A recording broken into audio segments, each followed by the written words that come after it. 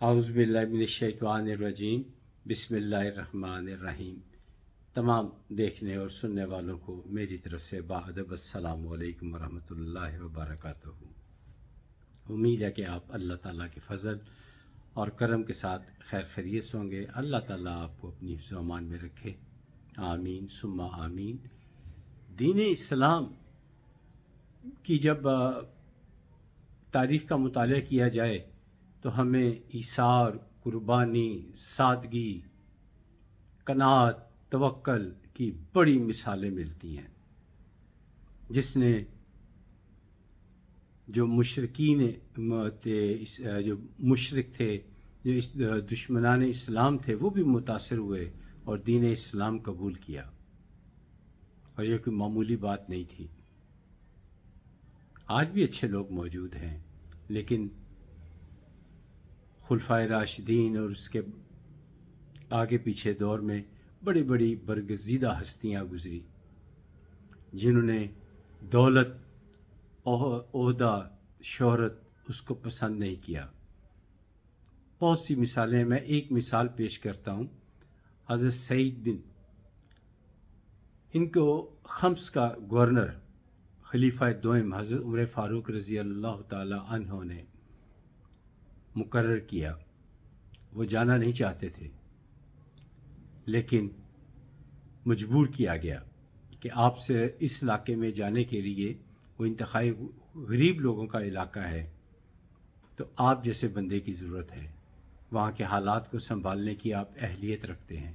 آپ کے بار بار انکار کرنے کے باوجود حضرت عمر فاروق رضی اللہ تعالی عنہ نے حضرت سعید ان کو خمس کا گورنر مقرر کر دیا۔ بہرحال آپ چلے گئے۔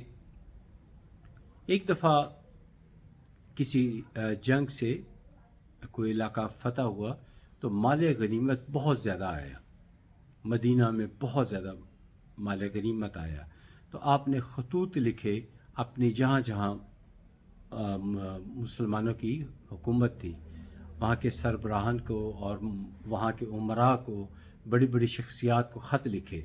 تو خمس کے جو بڑے بڑے لوگ تھے ان کو بھی خط لکھا کہ کیا آپ کے علاقے میں کوئی ایسا شخص ہے جس کو پیسے کی ضرورت ہو؟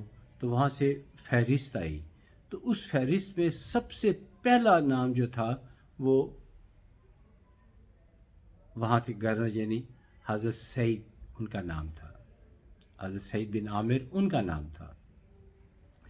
آپ جو تھے خاصے غریب تھے، لاچار بھی تھے، سادہ مزاج تھے، دولت کی کوئی لالچ نہیں تھی۔ آپ کو جب اس بات کا پتہ چلا کہ ہمارے گورنر کے پاس پہننے کے لیے کپڑے، پوری تفصیلات درج تھی خط میں کہ پہننے کے لیے کپڑے نہیں ہیں، کھانے کے لیے بڑی مشکل سے گزارا ہوتا ہے، تو آپ نے فوری طور پر اشرفیوں کی ایک تھیلی فوری طور پر روانہ کر دی۔ جب وہ تھیلی پہنچی تو آپ نے فوراً پڑھا انا للہ و انا الیہ راجعون۔ تو آپ کی زوجہ محترمہ نے پوچھا خیریت، کوئی فوت تو نہیں ہو گیا؟ تو آپ نے فرمایا نہیں۔ لیکن پھر کیوں کیا؟ میں نے کہا میں جس دنیا سے اور دولت سے بھاگتا ہوں وہی دولت میرے پاس آتی ہے۔ آپ بہرحال اسی وقت باہر نکلے اور وہ اشرفیوں کی جو تھیلی بھری ہوئی تھی وہ ساری غربا میں تقسیم کر دی۔ اچھا، اب آپ چونکہ حضرت عمر فاروق رضی اللہ تعالی عنہ ان کا معمول مبارک تھا کہ وہ دورے کرتے تھے، رات کو بھی پہرا دیتے اور اپنی جو جہاں جہاں مسلمانوں کی حکومت تھی وہاں کے دورے بھی کرتے۔ تو جب خمس کا دورہ کیا تو وہاں پر آپ نے وہاں جو جامع مسجد تھی وہاں قیام کیا، تو سارے شہر کے لوگ جو تھے وہ بھی وہاں موجود ہو گئے، پہنچ گئے۔ آپ نے لوگوں سے پوچھا کہ حضرت سعید بن عامر ان سے کوئی گلہ تو نہیں ہے، یہ کام ٹھیک کرتے ہیں، کوئی شکایت تو نہیں؟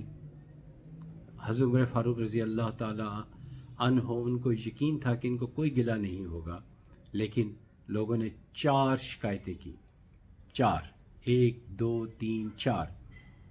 پہلی شکایت یہ کی کہ یہ جب شروع میں یہاں آئے تھے تو فجر کی نماز کے فوراً بعد ہمارے درمیان بیٹھ جاتے اور ہمارے مسائل سنتے اور ان کو حل کرتے، لیکن اب کچھ عرصے سے انہوں نے چھوڑ دیا یہ سلسلہ۔ اب یہ اشراق اور چاشت کی نماز کے وقت آتے ہیں، فجر کے فوراً بعد چلے جاتے ہیں، اشراق اور چاشت کی نماز کے وقت آتے ہیں، سورج چڑھ چکا ہوتا ہے، اکثریت ہم لوگوں کی جا چکی ہوتی ہے۔ دوسری شکایت ان سے یہ ہے کہ یہ ہفتے میں ایک دن آتے ہی نہیں ہیں، ہفتہ پورا ایک دن یہ غائب ہو جاتے ہیں۔ تیسری شکایت یہ ہے کہ آپ روتے ہیں، شدت سے روتے ہیں اور روتے روتے جو ہے نا بے ہوش ہو جاتے ہیں، جیسے یہ نادان ہے۔ آپ نے ایک نادان کو ہمارے اوپر گورنر بنا دیا ہے۔ یہ شکایتیں سن رہے تھے تو حضرت عمر فاروق رضی اللہ تعالیٰ عنہ جو تھے وہ رو رہے تھے، ہچکیاں لے لے کے رو رہے تھے کہ لوگوں کو تو پتہ نہیں، لیکن وہ جو تھے وہ ہچکیاں لے لے کر رو رہے تھے۔ آپ نے پوچھا اے سعید جواب دو ان لوگوں کے، تو آپ نے فرمایا سوال کرتے جائیں میں جواب دیتا چلا جاتا ہوں۔ پہلا سوال یہ تھا کہ آپ فجر کی فوراً نماز کے فوراً بعد گھر کیوں چلے جاتے ہیں اور اشراق اور چاشت کے وقت کیوں آتے ہیں؟ اتنا بڑا گیپ کیوں ہے؟ یہ وقت ہوتا ہے جب مسلمانوں کے پاس وقت ہوتا ہے، وہ اپنے مسائل پیش کرتے ہیں۔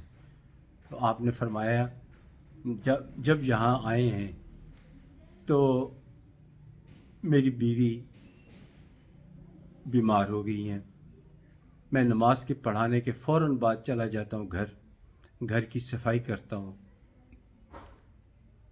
کھانا پکاتا ہوں، بیوی کو بھی کھلاتا ہوں، خود بھی کھاتا ہوں، اور اس کے بعد دوڑتا ہوا مسجد کی طرف چلا آتا ہوں۔ اور اس کے بعد یہ سننے کے بعد عمر فاروق رضی اللہ تعالیٰ عنہ ان کی آنکھوں میں آنسو آ گئے۔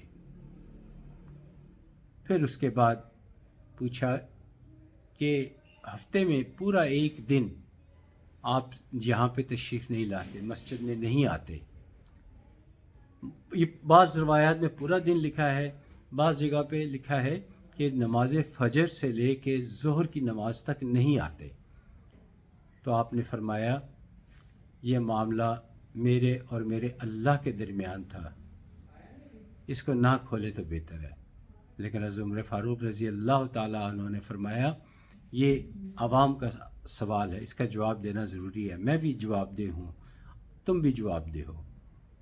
تو پھر آپ نے جواب دیا کہ میرے پاس صرف ایک کپڑا ہے، صرف ایک جوڑا ہے، اور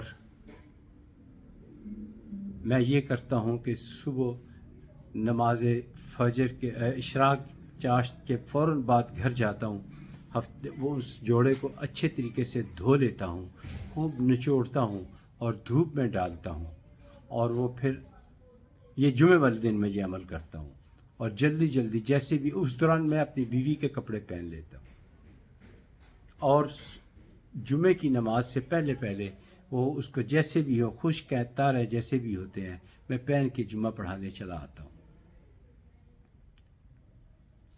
پھر پوچھا کہ تم جو ہے یہ اتنا زیادہ رونا کیوں شروع کر دے؟ اچھا ہاں یہ بتا دوں، اس دوران حضرت عمر فاروق بھی یہ باتیں سن کر رو پڑے، رو کر آپ کی ہچکی بند گئی کہ ایسا گورنر اتنا سادہ۔ پھر آپ نے پوچھا کہ کیا وجہ ہے کہ تم سارا دن جو ہے، ہفتے میں ایک دن یہ والا تو ہو گیا کہ تم روتے ہو اور ہچکیاں لے لے کے روتے ہو، پھر بے ہوش ہو جاتے ہو؟ تو آپ نے فرمایا کہ میں دیر سے اسلام قبول کیا، دین اسلام قبول کرنے سے پہلے جو میرے سے غلطیاں کوتاہیاں ہوئیں وہ مجھے یاد آتی ہیں تو میں روتا ہوں، اپنے گناہوں کو یاد کر کے روتا ہوں، اور یاد آتا ہے کہ میرے سامنے کفار جو تھے وہ ظلم کرتے تھے اور میں پاس کھڑا ہوا کسی مسلمان کی مدد نہیں کرتا تھا، یعنی ظلم میں میں ساتھی رہا، مجھے اپنے گناہ یاد آتے ہیں تو میں بے ہوش ہو جاتا ہوں۔ یہ سننے کے بعد حضرت عمر فاروق رضی اللہ تعالیٰ عنہ بھی ہچکیوں کے ساتھ روئے، اور لوگوں نے کہا کہ ہمارے سارے گلے شکوے دور ہو گئے، ہمیں چوتھے سوال کی ضرورت ہی نہیں، اب ہمیں ان سے مطمئن ہے، ان کو ہماری طرف سے کسی امداد کی ضرورت ہے تو ہم دینے کو تیار ہیں۔ ہم کچھ خوش قسمت ہیں کہ ہمیں ایسا گورنر نصیب ہوا ہے جس کو اپنے سے زیادہ، اپنے گھر والی سے زیادہ ہماری فکر ہے، اس کے پاس جو کچھ بھی آتا ہے، حتیٰ کہ آپ نے جو اشرفیاں بھیجی ہیں تھیلیاں، وہ بھی انہوں نے تھیلی بھیجی تھی، وہ بھی اس سب میں تقسیم کر دی ہے۔ ہم سب میں جو غریب مساکین تھے، وہ خمس کا علاقہ ہی غربا کا تھا، تو کہتا وہ سب میں تقسیم کر دی گئی، تو ہم ان کے ساتھ مطمئن ہیں۔ امید ہے کہ آپ کو یہ واقعہ پسند آیا ہوگا۔ انشاءاللہ اگلے پھر ویڈیو کے ساتھ آپ کی خدمت میں حاضر ہوں گا۔ بس یہ واقعہ یاد کرتے ہوئے میرے پہ بھی تھوڑی سی رکت آ رہی ہے تو میں زیادہ بات نہیں کر پا رہا۔ خدا حافظ، السلام علیکم ورحمۃ اللہ وبرکاتہ۔